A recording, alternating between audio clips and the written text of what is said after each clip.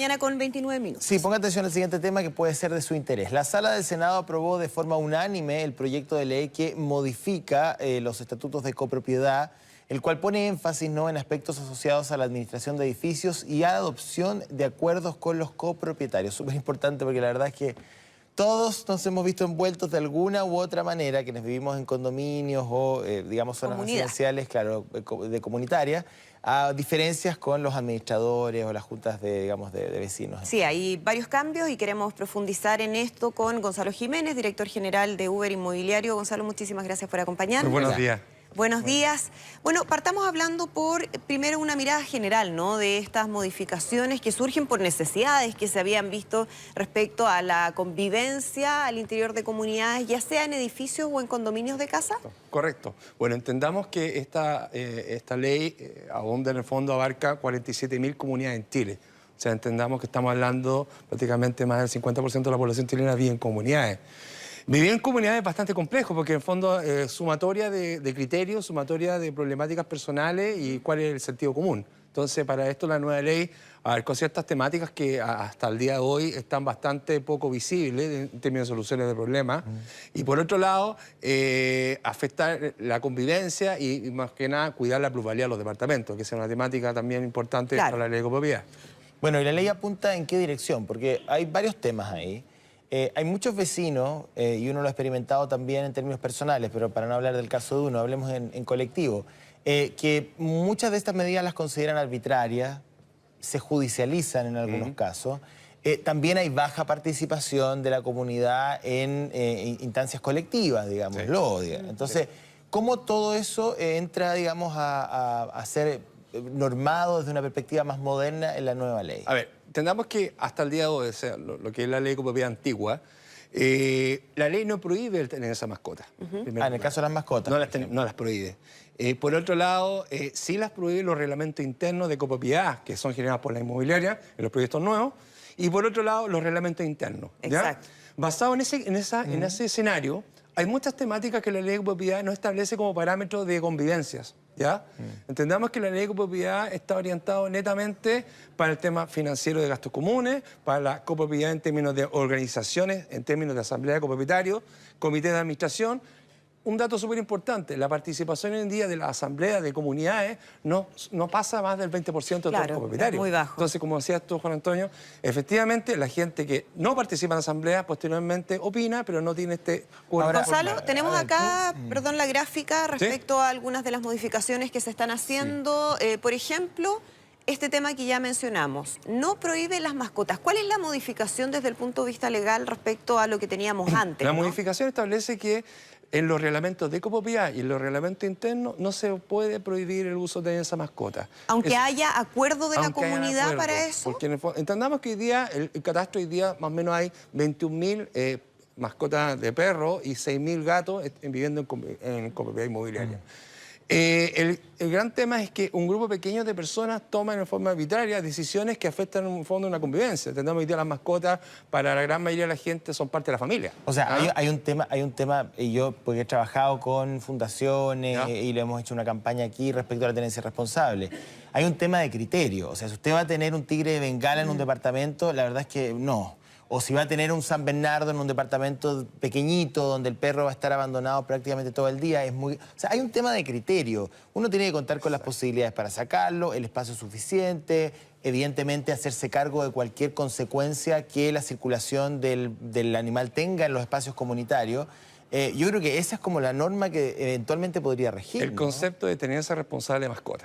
Exacto. Ese es el principio básico. Por otro lado, en los espacios comunes, tenerlos con las correas correspondientes, porque no todas las personas le agradan las mascotas, o hay personas que les da miedo las mascotas. Y es legítimo que así sea. Obviamente, pues es parte de la convivencia. Y por otro lado, el tamaño de la mascota. Obviamente, es distinto a un poodle a un animal mucho más grande. Pero eso no se puede normar. Eso Lo pregunto se puede porque, normar. claro, si todos tuviéramos criterio, nadie llegaría a la justicia, ¿no? Pero eso no ocurre. Hoy día, en pleno verano, el tema de las piscinas. Hay gente que ha integrado a su familia a la mascota y hay personas que incorporan a la piscina con la mascota. Y eso es un tema de higiene. Entendamos que hay variabilidades que tienen que ser normadas en base al uso de los espacios comunes. Las mascotas tienen que estar adosadas a un bozal, tienen que estar adosadas a un collar por un tema de cuidado hacia un tercero. Pero esas reglas no se pueden incorporar dentro de la normativa que tienen los condominios y los edificios. Esas normativas están incorporadas dentro de la norma de ley Cholito, por un lado, y por otro lado, la ley de copropiedad establece que en términos de criterio no se puede establecer en quórum mínimo la prohibición de mascotas. Pero tiene que ver con un tema de quórum. Sí, de quórum, exactamente. Ya. Pasa por un tema de O asamblea sea, si extraordinaria o consulta la por mayoría significativa de la comunidad está de acuerdo en que no van a aceptar las mascotas o van a poner ciertas condiciones para la existencia de mascotas, ¿eso sí se puede va en el incorporar? sentido del condicionamiento más que la prohibición. La prohibición más está prohibida en términos globales. Va en la condición y en el uso y el cuidado de las mascotas en los espacios comunes. A ver, se lo pongo de un ejemplo bien claro, digamos, para que la gente entienda. Hay una comunidad que resuelve en su reglamento interno no tener animales. Conozco un caso. Hay una familia con niños que quiere tener una mascota. Son departamentos grandes, en fin. Y la mamá está dudosa porque dice, no quiero hacer algo que después me vayan los niños se encariñen con el animal y haya que llevárselo. Entonces me decía, ¿puedo o no puedo? Desde esta perspectiva, ella puede tener esa mascota. Y eventualmente, si esto se judicializa, la verdad que la posibilidad de que la comunidad gane es cero. Es cero, justamente. Claro. Cambiaron las condiciones antiguas. Antiguamente era muy arbitrario porque el reglamento de copropiedad o el reglamento interno, que son establecidos por organismos privados fuera de la norma, podrían establecer esta prohibición. Perdón, todas las normativas que tienen que ver con los reglamentos para tener animales, uno lo indexa a la ley Cholito, es decir, bozal, correa, limpieza, pago en el caso de que el animal muerda o rompa, o sea, todo lo que está en la ley de tenencia responsable, que es sumamente clara respecto de eso. Y hay un punto súper importante, que la ley de copropiedad está por sobre cualquier tipo de reglamento. Eso es súper importante, la gente se marea, que en el reglamento establece esto. Está bien, en un tiempo determinado está establecido, pero las leyes son para cumplirlas y los reglamentos no pueden ir contra la ley. Avancemos con otro tema que tiene que ver con la administración de las comunidades, que también generamos, sabemos, muchos problemas, ¿no? ¿Quién administra? ¿Cómo se hace? ¿Cuáles son los principales? Aquí tenemos algunos, ¿no? Cambios que hay en relación a la ley que había. A ver, entendamos lo siguiente. Los gastos comunes son un título ejecutivo. ¿Qué significa eso? Que yo podría embargar un departamento al 9º mes de deuda de la morosidad. El problema es que usted me dirá, ¿cómo, Gonzalo, hoy día la morosidad está tan alta en los edificios y por qué no se controla y por qué no se cobra judicialmente? Porque el principio básico financiero de una comunidad es el modelo de vengado. ¿Qué significa eso? Que todo lo que yo gasté en un mes tengo que cobrar los gastos comunes complementariamente con el fondo reserva. ¿Ya? En este mundo del modelo de vengado, yo tengo que tener egresos, factura de boleta. Tema súper importante, las comunidades tienen que tener 100% todos sus gastos indexados a una factura o una boleta o una liquidación de sueldo, a excepción del cartero, que es un cupón por un tema de informalidad. Claro. Lo demás todo tiene que estar indexado a una factura, boleta o liquidación. Por otro lado, viene probablemente en el detalle de los gastos comunes. No necesariamente. ¿No? Ese es otro tema. Un pergamino gigante. ¿Y por qué sale el concepto de conciliaciones bancarias acá en el término? Porque el administrador tiene la obligación de conciliar con la cuenta corriente todos los egresos y todos los depósitos. Y aquí es un mundo.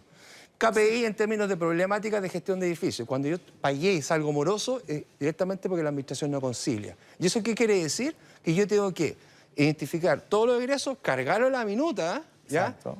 Porque el gran problema es que no se carga el 100% de los gastos en las minutas de gastos comunes. Entonces, vienen las auditorías, vemos nosotros los auditores. Hay ingresos sin respaldo. No, y nos encontramos con comunidades que tienen 40, 60 millones de pesos de gastos no cargados en la minuta de gastos comunes. Claro. Entonces, todo va cargado al fondo de reserva y el fondo de reserva no está para eso. Entonces, es importante establecer que una cobranza judicial de gastos comunes directamente tiene que estar conciliados los movimientos de la carta de la cuenta corriente, porque yo tengo que mostrarle al juez posteriormente. Y eso es gestión de la administración. ¿Hay cambios en relación a la administración de las comunidades? La administración de las comunidades... ¿De quiénes son responsables? Sí, la administración de las comunidades hasta el día de hoy hay que ser mayor de 18 años, tener conocimiento matemático en términos de sumar y restar en términos de gasto y egresos, pero lamentablemente seguimos con la misma tendencia que no va a haber un condicionamiento en términos de un registro digital, establecer, por ejemplo, un parámetro súper concreto, es que la gente pueda establecer cuál ha sido el promedio de las autorías que ha tenido ese administrador con respecto a sus clientes.